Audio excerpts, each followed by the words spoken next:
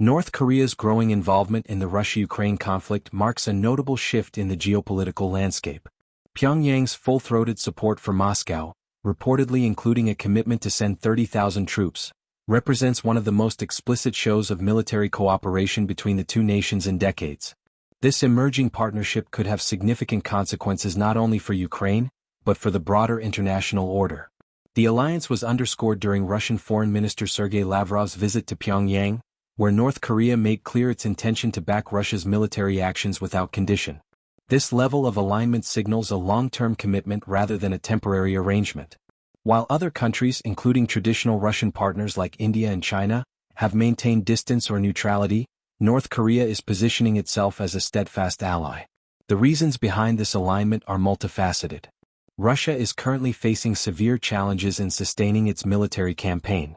Although its population stands at around 145 million, a significant portion is either too old or too young to serve. The war has already drawn heavily on Russia's pool of able-bodied adults, and many younger Russians are reluctant to work in critical sectors like manufacturing or agriculture, leading to serious economic strain. This shortage has prompted the Kremlin to explore external labor sources, including a controversial plan to bring in up to 1 million Indian workers, and now, potentially, military support from North Korea. Pyongyang's offer reportedly includes combat-ready troops, not just support staff or logistical teams.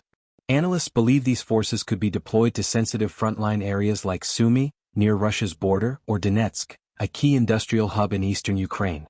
For North Korea, the benefits of this partnership extend beyond immediate political alignment. By sending military personnel and industrial laborers to Russia, Pyongyang is strengthening ties with a major power while revitalizing its own military-industrial complex.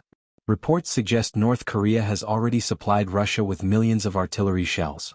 In return, Russia is reportedly sharing drone technology and production infrastructure, including systems like the Shahid-136 UAV, previously manufactured in Iran. This arrangement effectively transforms North Korea into a key overseas production hub for the Russian military, an unprecedented development given Pyongyang's long history of international isolation. While Moscow and Pyongyang draw closer, Western nations are responding with increased urgency.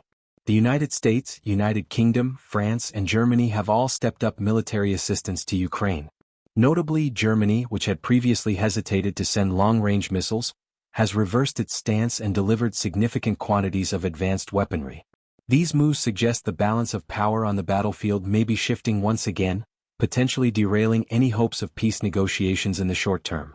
Instead, a prolonged and expanded conflict appears more likely, particularly if additional states become involved either directly or through proxy arrangements. There are growing concerns that the Russia-North Korea alignment could set a precedent for other nations feeling isolated or pressured on the global stage. If such alliances become more common, the conflict in Ukraine could become a broader testing ground for new global divisions and rival blocs, undermining the international consensus against territorial aggression. From a strategic standpoint, Russia's reliance on North Korea underscores the Kremlin's increasing isolation and desperation. Rather than drawing from traditional partners, Moscow is turning to a state long considered a pariah by much of the world. For North Korea, meanwhile, the alliance offers a rare opportunity to expand influence, gain technological assistance, and demonstrate military relevance on a global scale. But this comes at a cost.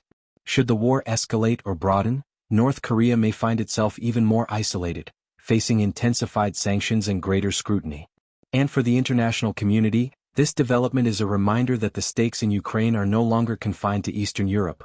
They now reflect a shifting global order where alliances are redrawn, and where authoritarian regimes seek to challenge the norms that have defined peace and security for decades. As the war enters its third year, the question is no longer just how long the fighting will last, but how far its consequences will reach.